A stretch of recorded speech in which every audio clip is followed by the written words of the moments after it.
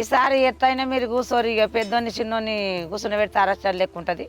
వాళ్ళు ఏమనుకుంటారో ఏమోనే ఇట్లా చేస్తే. దసరా వరకు పెళ్ళి అయితే దుర్గమాత కాడ ఇద్దరు కూర్చుని పెడతారు. సరే తీయే, ఎట్లా అయితే ఉంటే గట్లయితుంది, ఏం చేస్తాం మరి.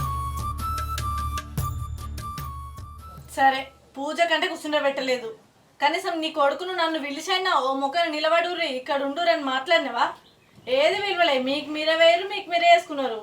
ఆయన మమ్మల్ని ఎక్కడొడతారని మేము వచ్చి కూర్చుంటే మీకు మంచి జరగదని అంటిరి. ఇక మేము అడిగి అచ్చుడు ఎందుకు ఉండు ఎందుకు తీ. కొన్ని రోజులైతే పెద్దోనికి పెళ్ళి అవుతుంది, అప్పుడు మీరు ఇద్దరిని కూర్చునేటి పూజ చేపిస్తుంది. నీ పెద్ద కొడుకు లగ్గమే కాకపాయే, ఇంకా రాని నీ ఆ కోడలేమో మంచిది, వచ్చిన నేనేమో మంచిదని కాదు కదా. నువ్వు ఇప్పుడు మంచిదని కాదని నేను అన్ననాయే నిన్ను. నేను పూజ చేస్తే మంచిగా జరగదని ఊరందరూ అన్నారంటివి, ఇక నేనెట్లా మంచిదాన్ని అయితే చెప్పు.